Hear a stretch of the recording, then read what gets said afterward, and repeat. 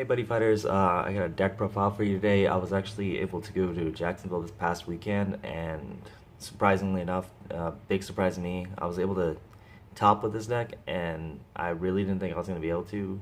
I didn't think this deck had it in it, to be honest, but I proved myself wrong actually. It's a Dragobond deck profile on my Sun Dragon deck profile that I took to Jacksonville Regionals this past Sunday. First of all, this is my buddy. I chose Shining Sun Dragon, Ball Dragon. He's a 3/2/3 with a call cost of 1 gauge and put the top card of your deck into your soul. He has the same ability as the original Ball where he gains 5k when he attacks and penetrate. But in addition to that, he's got Soul Guard now, and during your final phase, you gauge 1 card using him. So basically makes this cost free and pluses you every time he stays on field. Next, onto the boss card of the deck, I played 4 Super Sun Dragon Ball Soleil. I saw a lot of decks playing 3 of him. I thought 4 would be a better number, see him more often, and he was a bigger threat to my opponents, and especially in this current meta that we were playing. He is a 7/2/7. He's got the call cost of pay 2 gauge and put a monster from your field into your soul. While he has 1 soul or more, he gains 1 crit, and then the damage you take is reduced by 1, and he has a counter speed ability to destroy your opponent's center and double attack. 7k attack and defense can usually clear most walls. The 1k or the 1 crit reduction of damage is really good, especially for your opponent's smaller monsters that can deal only 1 damage. Can't hit you because he's on field, and they have to usually use all their resources to try to get him off field. And the deck I built around was being able to protect him and protect my other monsters, keep them coming back, and keep control of my board better than my opponents can control me. Next, I played for my buddy. Went over this already, but chose 4 because I wanted to run into him and I wanted to make sure he hit the board as soon as possible. He helps with clearing defenses because he can swing for 8k, especially if you're the center wall. He's going to penetrate for 2, and then, like I said, you gain the gauge at the beginning of your final phase every time. Next, I played 3 Swordsman of the Sun Ball Dragon. He's a 6/2/4 with a call cost of 1 gauge. When he enters field, destroy an opponent's soul, and then when he link attacks with another card, you can destroy a monster in your opponent's field. So you can just effectively destroy a card twice if they have Soul Guard. Next, I played 3 of the staple Flarefang Dragon. He's got a named ability called Flare Gift. He's a 3/1/1. Flare Gift is when he enters field, if you have another Sun Dragon, whether it's an item, monster, or set spell, you draw a card and gain a gauge, or gain a gauge and draw a card. Being a named ability, you can't call Flarefang into Flarefang and get 2 gauges and 2 draws. That'd be way too broken.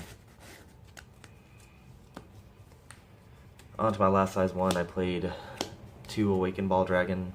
He's a 3/2/1 size 1 monster. When he enters field, he retrieves the weapon back from your drop zone back to hand. So you can return your Dragon Forces or the weapon I'm about to get into later on. And that can be recycled and reused multiple times.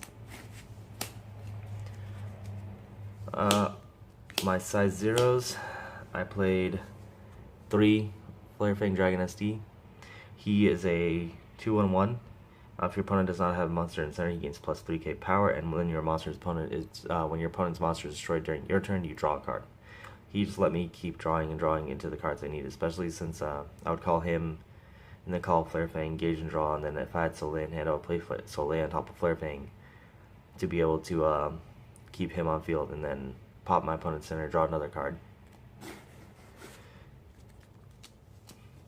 On to my impact monster. Out of all the impact monsters in Dragon World, especially Sun Dragons, I decided to go with the impact monster from the triple deck, Ball Dragon Ball weapon combination. He's a 10/2/5. I liked him better because his call cost is 3 gauge and put him on top of another Sun Dragon monster in your field, and that worked better for me, and I think in general for the games I played, because he would gain the soul under Soleil and under Ball Dragon, the new Ball Dragon, And when he enters field, you choose one of your weapons and restand it. And then when this card link attacks with a weapon, both the weapon and him gain a crit and penetrate. So you're dealing upwards of 5 to 8 damage per turn by link attacking with this card, depending on what your weapon is. Yeah, and then one more thing, it has to be a Sun Dragon weapon. You can't just resand any weapon. Next, onto my weapons, and the fun combo I was talking about is I ran 3 Sunstone Ball Flame. It's a 5/2 for 1 gauge, which is pretty good because 5 is a pretty decent number right now. It's got the counter ability to destroy itself and reduce the damage that you take next time by 2. In regionals, one of my opponents went to go destroy my weapon using a spell, and I just destroyed it myself, so the next time I would be dealt damage reduced by 2. And they had a double attack monster with 2 crits, so one of the attacks was just wasted right then and there.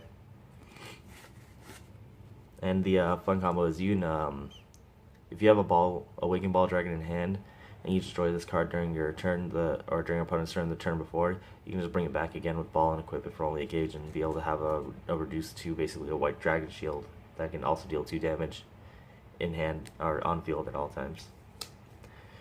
Next, the Dragon Force I decided to go with in main deck was Dragon Force style of impact. I'm a very aggressive player. My friends will tell you if you ever meet up with me at a regional. I play very aggressively. I played Danger World when it first came out because I love the aggression in the deck. It's a 5/3. 3 crit is amazing, especially if your opponent's also playing open center. It's got the release condition of having to have a ball dragon on field, but also but also if you have a soleil on field, you can equip it. So you have two ways of being able to equip it, so you don't always have to rely on having ball on the field. Its equip cost is 2 gauge, just like every other Sun Dragon, or every other Dragon Force. And it's got a nifty ability of, during your final phase, you can restand this weapon. It goes from a 5/3 to a 5/4, and it can attack during final phase. And then if you combine this with the impact monster, you're link attacking for 8 damage in 1 attack.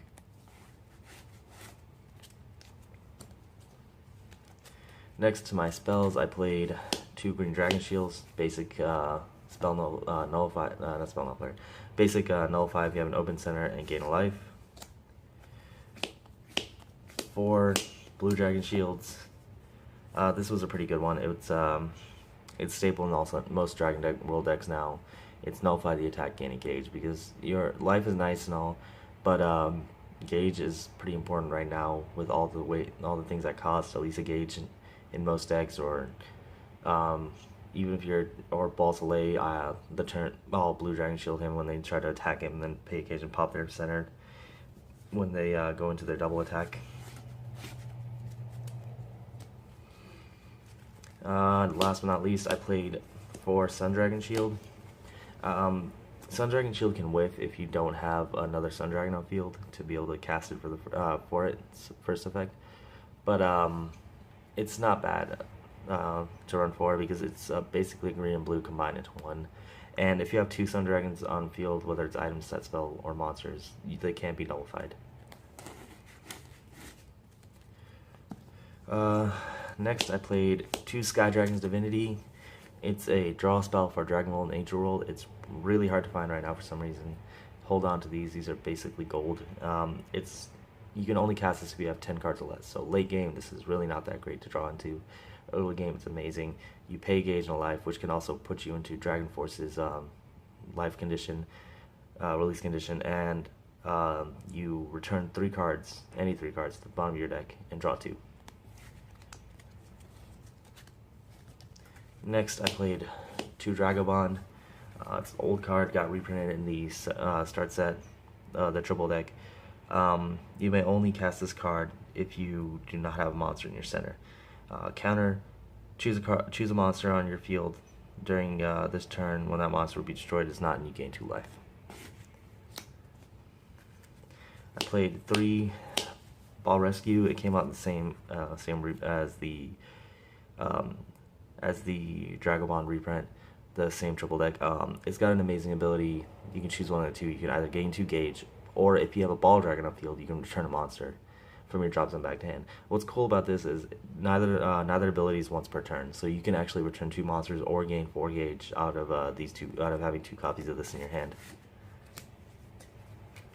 Next, another Gauge Excel card. I learned that I was running low on gauge after test playing the night before, so I decided to throw these back into my deck. It's a card that says gain a gauge, then if you have a Sun Dragon on field, gain 2 more gauge. So it's basically just gain 3 gauge from 1 card.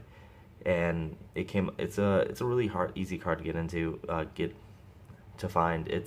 You came out in the first start deck. You can did it come out first start deck? Yeah, it came out the start deck. But it's a great card. It gains you gauge when you need it, so you can pop your opponent's monsters. And if you have Soleil on field, or if you need the gauge to call Soleil and then equip your Dragon Force, it can help you Gauge Excel with that. Last, my personal tech in, I played 2 removes.